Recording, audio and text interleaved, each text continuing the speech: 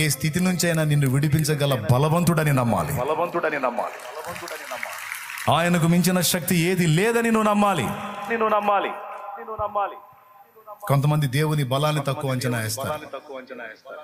ఏంటి దేవుడు ఏమర్థమయ్యండి? పొడి సిటిలో నా జలములను కొలిచిన వాడితడు, పర్వతములను త్రాసులో తూచిన వాడితడు. దేవుని జ్ఞానాన్ని గురించి మాట్లాడాలంటే నాకు ఇష్టం. నా దేవుని బలం గురించి మాట్లాడాలంటే నాకు ఇష్టం.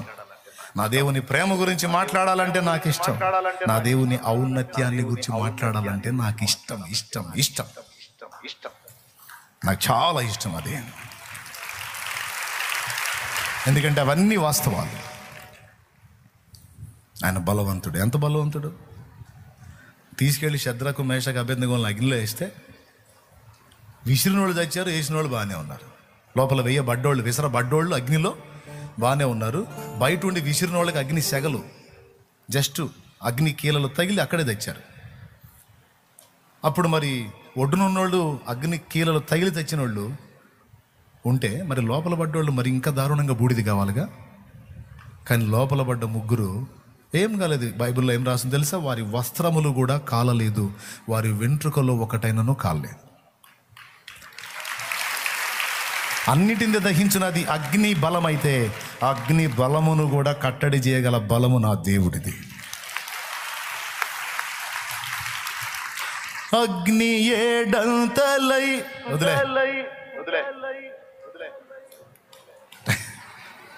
పాడాలా? మీరే పాడమంటారా? అగ్ని ఏడంతలై మండుచుండినను,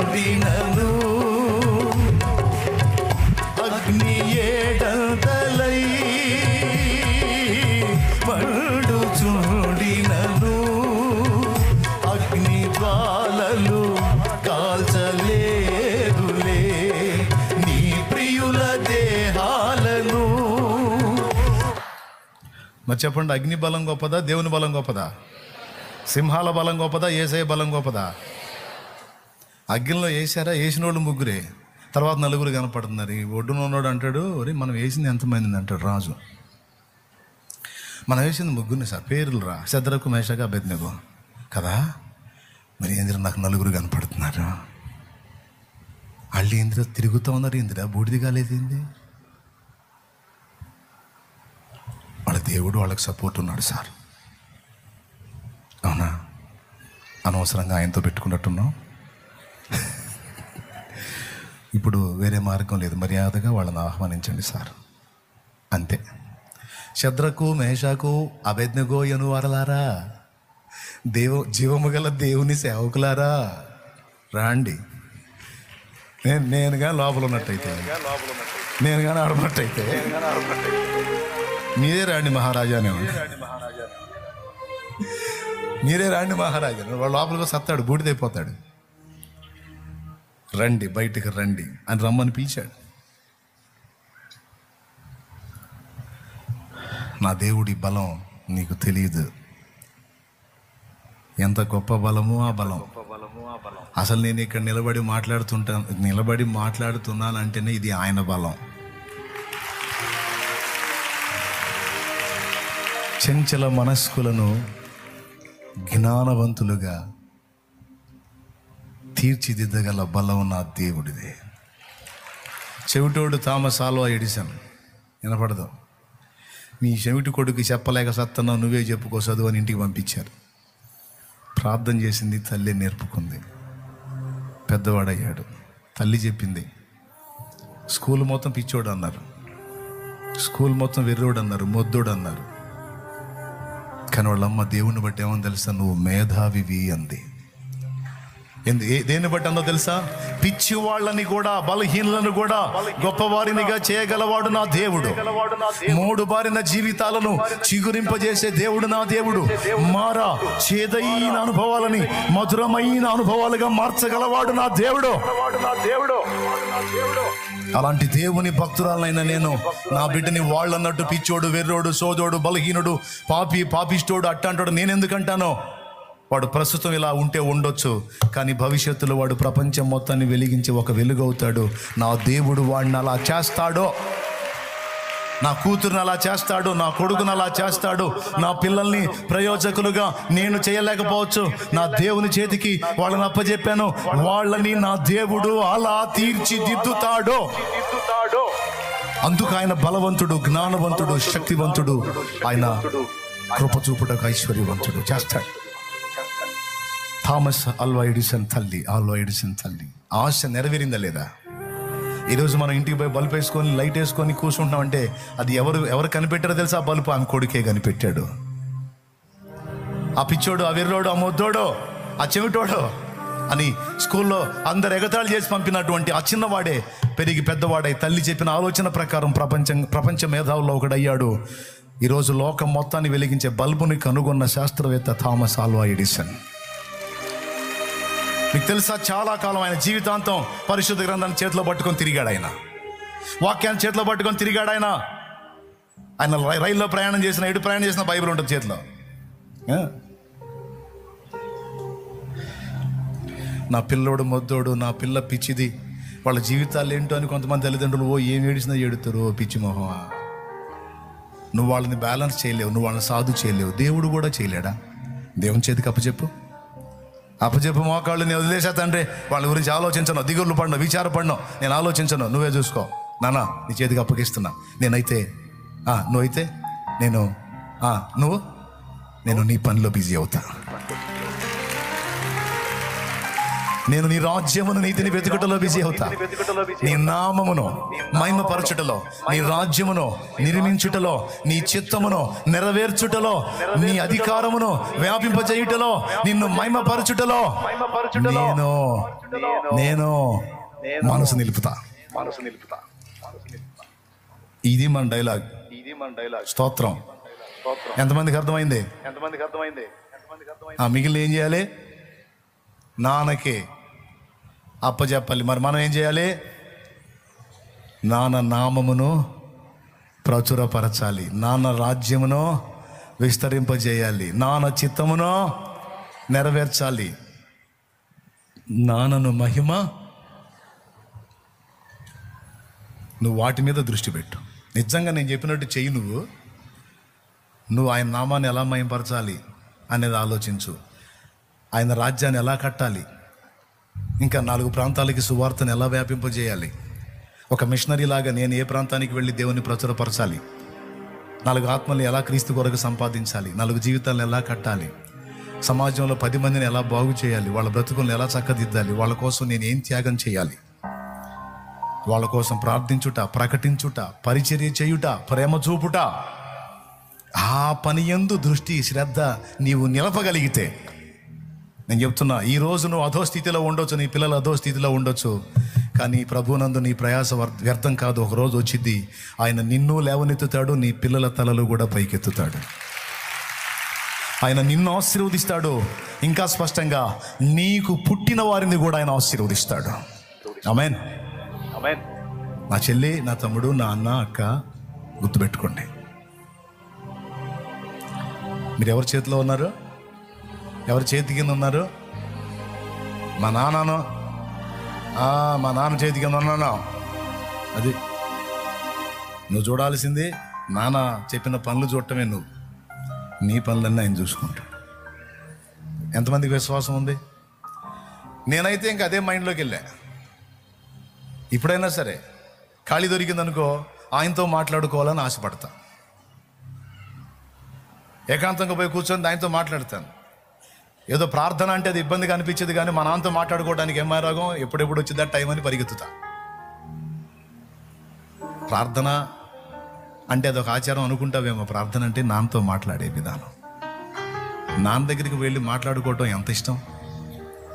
మాట్లాడాలి. వెళ్ళి కూడా ఏం అడగాలి తెలుసా? నాన్న అప్పులు అనకూడదు, నాన్న తెప్పలు అనకూడదు, నాన్న ఆత్మలు అనాలి. నానా నీ నామం మహింపరచబడాలి, నానా నీ అధికారం అంతటా వ్యాపించాలి, నానా నీ రాజ్యం విస్తరించాలి, నానా నేను అది చూడాలి. ప్రజలంతా అజ్ఞాన అంధకారంలో ఉన్నారు, నానా నీ రాజ్యం కిందికి రావాలి, నాన్న నేను ఎలాగైతే ఫ్రీగా స్వేచ్ఛగా నిన్ను సేవించుకుంటున్నానో పాపం చాలా మంది బిడ్డలకి ఇది తెలియదు నాన్న, నీ ప్రేమ తెలియదు నాన్న, నీ త్యాగం తెలియదు నాన్న. వాళ్ళ దగ్గరికి నన్ను పంపించు, నాకంటే ముందు నువ్వు ఉండు, వాళ్ళని దర్శించు నాన్న, ప్రజల్ని దర్శించు నాన్న. నీ పిల్లలు నాన్న, నీ నామం మహింపరచబడాలి నాన్న, నీ రాజ్యం విస్తరించాలి నాన్న. నానా నీ చిత్తం భూమి మీద నెరవేరాలి నాన్న, నా బ్రతుకులో నెరవేరాలి. మిషనరీలు, సేవకులు నాన్న అనేక ప్రాంతాలకు వెళ్ళారు, వాళ్ళని నువ్వు కాపాడాలి నాన్న, వాళ్ళని వాడుకోవాలి నాన్న. వాళ్ళ సాక్ష్యాలు కాపాడాలి, వాళ్ళ ప్రాణాలు కాపాడాలి, వాళ్ళ కుటుంబాలను కాపాడాలి, వాళ్ళకి ఫీడింగ్ ఇవ్వు నాన్న. సేవకులు మా తండ్రి సన్నిధి నుంచి కూడా చాలా మంది దైవజనులు ఆయా ప్రాంతాలకు వెళ్ళారు. వాళ్ళ ఆరోగ్యాలు కాపాడు, వాళ్ళకి ఆయుష్నివ్వు, వాళ్ళకి ఆహారం పెట్టు, వాళ్ళ సాక్ష్యాన్ని కాపాడు, క్యారెక్టర్స్ ని కాపాడినానా. ప్రతి ఒక్కడో ఒక అగ్ని కెరటమై లేవాలి, ఆయా ప్రాంతాలన్నింటినీ కూడా దహించేవాడు కావాలి, అనేక ప్రాంతాలని కదిలించేవాడు కావాలి, ఉజ్జీవకర్తలు కావాలి. మా సేవకులను బలపరచునానా, పరిచర్యలను విస్తరింపజేయనానా, సంఘములను విస్తరింపజేయనానా. నీ దయతో నీ కృపతో 200 ప్రాంతాలకు వ్యాపించింది. ఇంకా విస్తరించాలి నానా, ఇంకా విస్తరించాలి, ఇంకా వ్యాపించాలి అనేక ప్రాంతాలకు. సేవకులు లేవాలి నానా.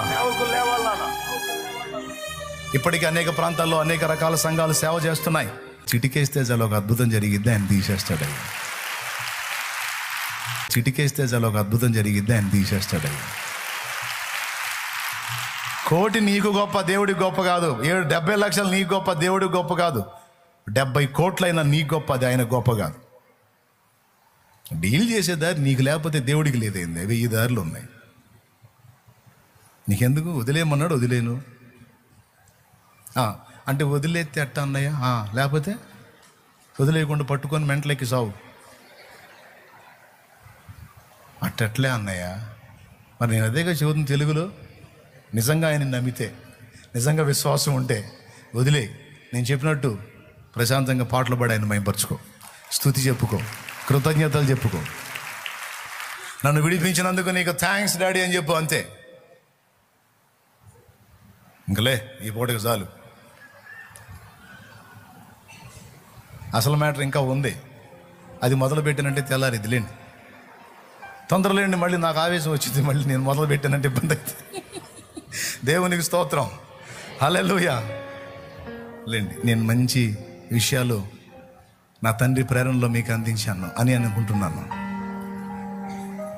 మీ నాన్న నీకు తోడుగా ఉన్నాడు. ఆయనకు నువ్వే ప్రపంచం, ఆయనకు నువ్వే ప్రపంచం, నువ్వే లోకం. అలా లేపండి అమ్మా, మీరన్నా లేపండి. బిడ్డలు లేవలేకపోతున్నారు.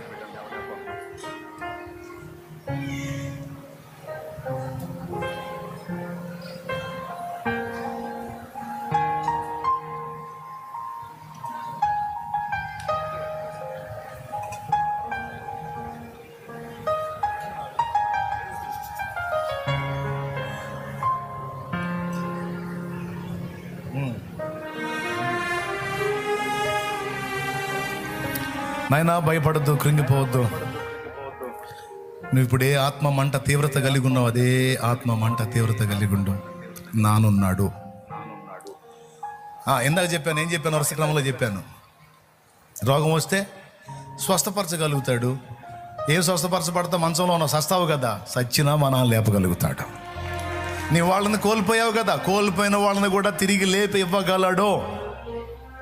అప్పులైపోయినాయిగా, అప్పులు మా నాన్న తీర్చగలడు. నిందలు మోస్తున్నావుగా, నిందలన్నీ పూదండలుగా చేసి నన్ను నడిపించగలడు. మా నాన్న చేయగలడు. నీ పిల్లల్ని మాట వింటలేదుగా, వాళ్ళు లోబడేటట్టు మా నాన్న చేయగలడు. నీ పిల్లల జీవితాలు బాగలేవుగా, వాళ్ళ బతుకులు బాగుపడేటట్టు మా నాన్న చేయగలడు. నీ కొడుకు తాగుబోతాడయ్యాడుగా, ఆ తాగుబోతాడే సేవకుడిగా మార్చడం కూడా మా నాన్నకు తెలుసు. నేను అప్పచెప్పా.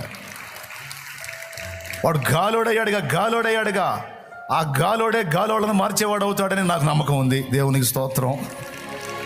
ఆ గాలోడే, ఆ బలహీనుడే, ఆ చెడిపోయినోడే, చాలా మంది చెడిపోయినోడని మార్చే మంచి సాక్షి కాగలడు. నా దేవుడు చేయగలడని నమ్మకం నాకుంది. మా నాన్నకి అప్పచెప్పాను.